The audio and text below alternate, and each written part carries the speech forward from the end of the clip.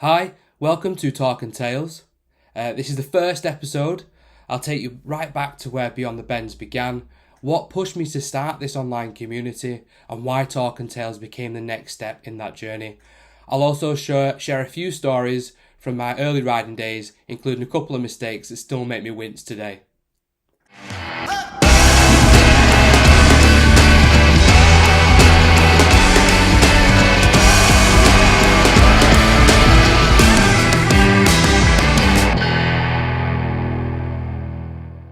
Beyond the Bends started as a passion project, a way of riders like you and me to share our roots, share our stories, and share the real riding experiences.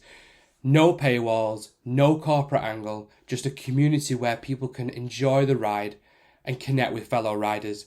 Talk and Tales is here to deepen that connection.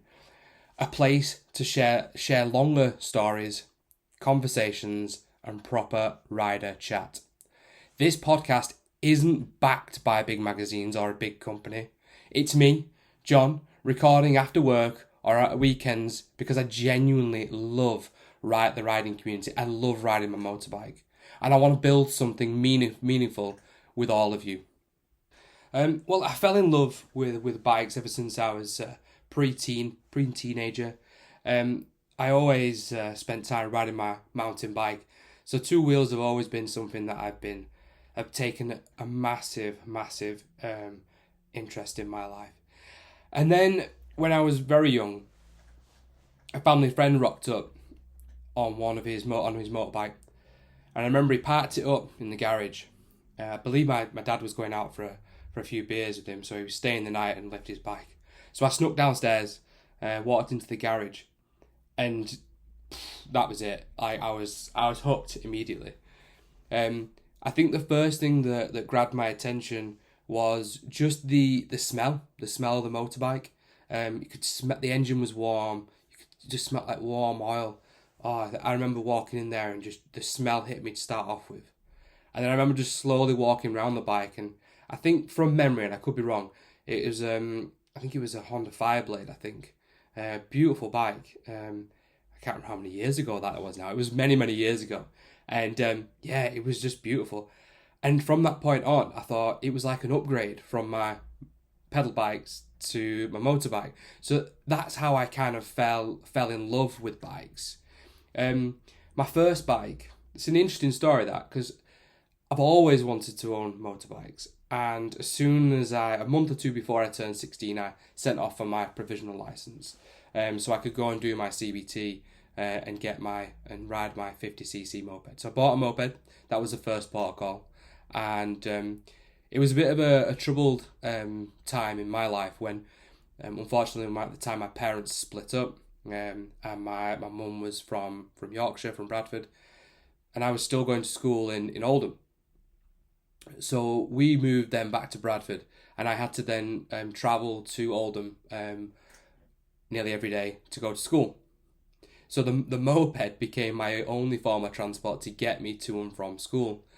And I think it was that moment as well that I realised just how powerful even a 50cc moped was to me mentally, especially through a time that's quite difficult anyway, to have my own sense of freedom and to have that headspace to allow me to kind of think through things and process things before then going into school. A funny or interesting, a couple of questions that I've been given by a few of the people in the community. So I'm going through some of them. So a funny or painful early mistake. This is a good question, this, because I think it's one that gets asked by a lot of people that when they're about to start taking up motorbikes or they're asking questions about motorbikes, they always say, oh, they're dangerous. They're dangerous. Oh, just stick to your car. And you know what? To some degree, they're right. And my early mistake, or my early painful mistake, was the jump from a 125 to a 600. And I don't think anyone really prepares you for that, for how much of a jump that is in power. And just also the size of the bikes as well. I mean, my first big bike was a Suzuki GSX RS rad on, I think, a 1998. I picked it up for about £1,000, and it was a beast compared to my little my Aprilia 125. It was a beast, you know. And the mistake I made is a silly one, really, and I think the only really comes with time and experience on a bike, and self control, which I don't think there's many young males that tend to have that self control. Sometimes even I don't now. So I was riding the bike and got to the top of the hill, and I could see a quad in the distance, and I thought, I'm having that. I'm going to overtake it. I'm going to chase it down. So went around the first corner, a nice sweeping right hander. Went round it, like right, spot on. I've hit that.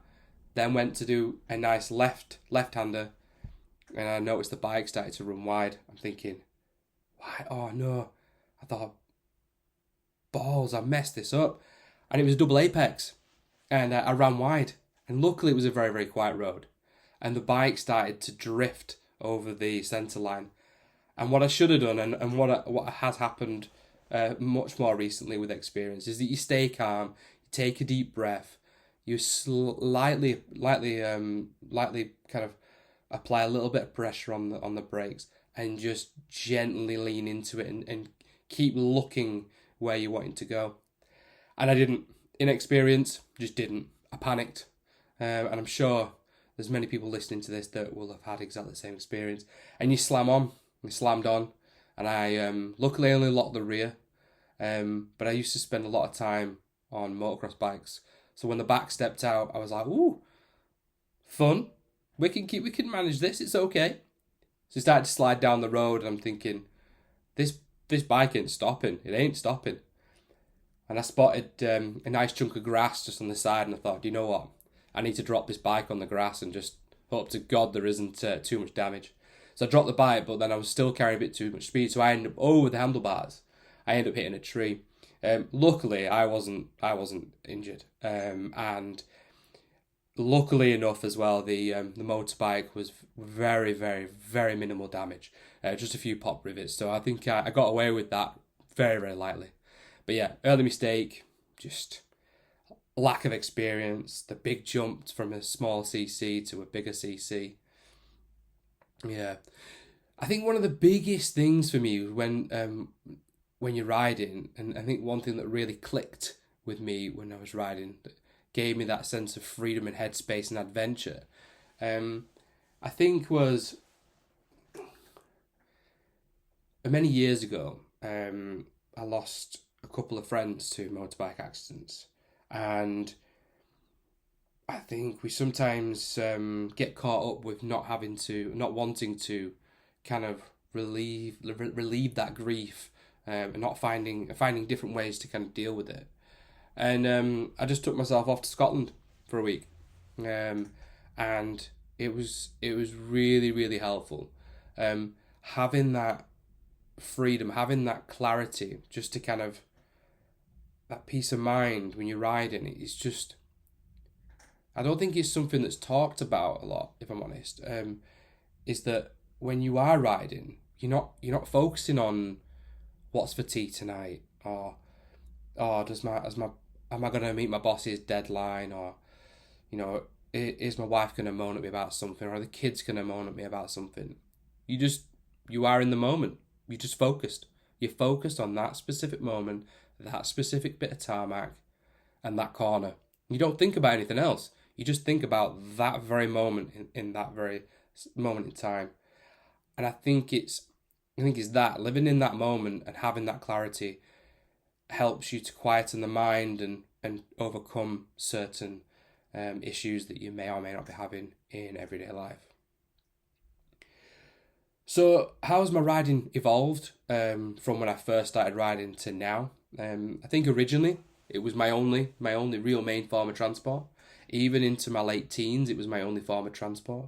I moved from a 50cc moped to a 125 Aprilia RS 125. I absolutely love that bike. It was a pain in the backside, but because you're always forever clearing that power valve. But in all fairness, like that bike got me everywhere, up and down the A1 to work and back. It was fun, light, fun, but forever braking. I won't go into that too much, but it was good. I enjoyed it, and then I moved to the bigger bikes, and I've had a good number of bikes now. So I've gone from it being my only form of transport to then moving into cars, and then using the bikes as a bit of a toy during the summer months. My winter riding is kind of quietened down and stopped now. Still occasionally have the mad moment of decided to nip to Wales in the middle of November or something, but yeah, generally stick to the summer. But I actually really don't mind riding in the rain, which a lot of people don't like that. I know a lot of my friends, a lot of people that I ride with are like, oh, I don't want to get my bike wet. I'm not getting my bike wet. So yeah, I think my riding has changed. I now have two beautiful kids, so my kind of silly head doesn't tend to rear itself as much. So for many years, on and off through riding, I'd kind of been party to some communities online. I won't name any names, but I've been to a few group rides, been to quite a few of the community rides, and they just didn't feel right for me. For me personally, the community rides that I joined didn't feel right to me, and it kind of got me thinking that I have a few friends that ride, and do you know what? If some of the communities aren't right for me, why don't I create my own? You know, and that's how the Facebook community started. To try and get people to join that community, and create my own community in essence, taking lessons from ones that I'd joined in the past, and improving on those, or trying to improve on those. So yeah, that's the reason why I started it. And I think one of the main reasons as well is I was sick to death of buying motorbike magazines and it costing £4-5, and they were just full of adverts. It annoyed me. I was sat there paying for a book of adverts. Yeah, okay, there was the odd page that I thought, oh, that was interesting, or the odd ride that I thought, oh, that I'd actually go and do that. And I have done some of the rides for some of the magazines, but I thought, why am I paying £5, £4-5 for a book of adverts? Why don't I create my own community, create a place that I can store these rides and then pass them to the community for free? Because let's be honest, we all have our own little niche brands that we use, you know. So yeah, okay, the gear reviews are interesting. They are interesting. But for me, primarily, when I was looking at these magazines, it was for rides, and it was looking at bikes. Those are the main things that I personally was looking for. So I think the main thing for me was, when I was setting up this, I wanted to make sure that it was free and it was accessible. So that's why I set up the Facebook page, and then I set up the YouTube channel. And the YouTube channel was created to basically showcase some of these rides, so people can go, actually, oh, Beyond the Bends has gone up to Whitby, they've gone around the top and dropped down the North Yorkshire Moors. I wonder what that road actually looks like. And you can go on the YouTube channel, go and have a look at it. You know, I'll even talk about certain sections, which ones are my favourite. Some of the local cafes to go to, they'll be on there. You know, even when I'm meeting up with certain riders, they'll be on there too. And that's what I wanted. I wanted it a nice, tight-knit community. And then I thought to myself, there's so many stories to be told as well. I know when I've gone to some of these events, like Motorcycle Live, Caffeine and Machine down south, and you end up talking to these people, and they've got so many interesting stories. You know, I remember just a little tiny piece of advice. I went and had my MOT done, and you probably see me talk about this in one of the YouTube shorts. And we were just talking, general chit chat about bikes. And there was an older boy came in, and he had a little 125, and he was just starting out on motorbikes. And he was like, oh, I'm going to buy a bigger bike, and da-da-da-da. And we just all got talking. Such a wide range of age. We all had one thing in common. We were all just talking about bikes. And the MOT guy was like, oh, make sure that whenever you finish your ride, doesn't matter if it's wet, dry, give your forks a wipe. Because if you don't, they end up, salt sits on them, they end up pitting, then it rips your fork seals, and then you've no point in replacing your fork seals because they're knackered. As soon as you put new fork seals on, they're going to rip again on the pitting on the stanchions. So it's just little bits like that. I thought, do you know what? We need to be going out there, talking to these people that have done amazing adventures through Norway. You know, Freddie Dobbs has done that. That's amazing. You know, Noralai, who's going through Afghanistan at the moment. I mean, that's mind blowing. A female rider going through Afghanistan. That's just, it blows my mind. Like, my hat is well and truly off to her. You know, there's so many. That's just naming a couple. There's so many different riders out there that I want to bring these stories to this podcast so we can talk about it. They can share some of their advice, tell us some of the routes that they went on, that they would recommend, ones that they wouldn't, and then we can share them in this community. So the mission here behind Beyond the Bends and Talk and Tales is to deliver a community to motorbikers made by bikers, and a community that people will actually invest in, some people that actually are interested in. And that's the main thing for me. It's just creating that sense of community for people. So why Talk and Tales? Why am I doing this podcast, and what's it going to add to the community? I think I kind of mentioned it before. It's all about bringing those longer stories and bringing them into the community, where it's going to be easier for you guys to jump in once a week and listen to these. The plan is going to be to once or twice a month have a guest speaker come in. So that could be from a charity that's involved with motorbikes. It could be an industry expert. It could be a supplier that we all use, and bring them in and talk to them about maybe some of the stuff that they're changing on their product line, or things that up and coming things, or that type of thing. So the idea is I'm going to keep it to around the 20 minute mark. The first 10 minutes might be me talking about specific aspects that will maybe lead onto an expert joining us. That's the plan. So I'm wanting to try and keep the podcast relaxed, honest talk, practical tips and stories. That's fundamentally where it's at. I want to keep it relaxed. I want people to be jumping in the car on a Monday morning after a really awesome ride on the weekend and think, you know what, I've got a 20-30 minute commute. I'm not going to bother listening to the radio because it's full of gumph. I'm going to listen to Talk and Tales. I'm going to see what I've got to say. And maybe we can get some listeners in and we can talk about some of the stories that they've got. Maybe some of the rides that they've done. That's what I want. I want it to be engaging. I want you guys to listen to it. I want you to see the value in it. So yeah, that's where I want it to be. So before I close out this podcast and we talk about what's coming up next on the podcast, I just wanted to give you two moments during my riding career so far that has changed the way I ride personally. So I think one of the big ones for me was back in, I think, 2008. I think it was 2008, I'll double check. I ended up hitting a dog. A dog. Just for all those dog lovers out there, the dog is fine.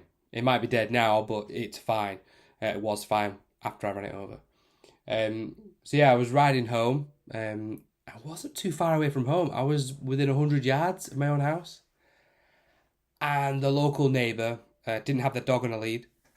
As I was coming up the driveway, dog ran out into the middle of the road. It was barking away at me. I should have probably been going a little bit quicker, but I'd seen the dog and started to slow down, so I was probably doing about walking pace, maybe just a little quicker than walking pace. Anyway, the dog made a straight beeline for the motorbike. I ended up hitting it. The bike fell on its side, and as it did, it trapped my leg underneath it. Unfortunately, I broke my knee in a couple of places and ruptured my ACL. So that put me out for a good. It took a lot of time to heal from that one. So yeah, that one was a big one, and I think the one thing it taught me was that one, if you're going to hit a dog, go really quick. No, I'm joking. But they always say, don't they, that accidents generally happen in the last 10, 15 minutes of a ride or a journey. So it's made me extremely vigilant, especially in that last 10, 15 minutes when my brain's starting to switch off. It's like, oh, home now. No, I stay super vigilant even with that last 10 minutes, just because you never ever know what's going to happen. And I think the last one or two things, really, I had two friends that passed away from motorbike accidents, and that coupled with becoming a dad, and I've got two amazing boys. I think those two things alone, changed me fundamentally who I am as a person, but it changed how I approach riding a motorbike. It definitely calmed me down. I wouldn't say I was ever a silly rider, and I still like to go quick. Don't get me wrong, I do, but I'm a bit more measured in the way I approach going a little bit quick in the right places. I remember, I'll say this and then I'll move on to our next section. But I remember many years ago I was riding a quad. Please don't judge me. It was when I was a kid. I think I was like early teens, and I was going a bit quick. And my friend's parent, had seen me riding it, and they turned around and said to the owner of the quad, "If he continues to ride like that, he's not riding it." So the owner of the quad came up to me, and I don't know why he said this. I'm going to assume that he'd seen me riding it and thought, yeah, I'm riding it quick, but I'm in control. And he said to me, he's like, look, I'm going to give you a life lesson. I probably shouldn't be telling people this. I'm going to give you a life lesson. If you're going to do something stupid, don't do it where people can see you. And I've always taken that. I've always taken that advice truly to the heart. So before I close out this podcast, I'm just giving you a bit of an idea of what we've got lined up coming up. So I'm going to be talking about some of the best roads in Yorkshire to ride. I'm going to be mentioning some specific gear that I use and I like to use and the reasons why. We'll probably I quite enjoy talking about some of mistakes. I think we'll make a podcast about mistakes, first bike mistakes, first rider mistakes. I think that's always a good one to talk about. I think when you've got new riders coming in, they don't always. I think it's always good to pass on our experiences, if you like. God, I'm sounding old. I'm not supposed to sound old. And then I'm also currently lining up some industry voices to come in and talk. So I'm not going to say too much about them right now, just because I don't want to say their names and their details and then disappoint you all. But I have got a couple of people lined up. So in January, February time, you should start hearing some voices. People may know, people may not know, but hopefully they can give us some really good information. So, thank you very much for joining us on our first ever episode of Talk and Tales. Please do hit follow so you don't miss next Monday's episodes. And if you want free routes, GPX downloads and biker chat, please do join the Beyond the Bends community. Please also like us on YouTube. You'll see some of the latest rides that we've been doing. And see you out on the road. Keep it shiny side up.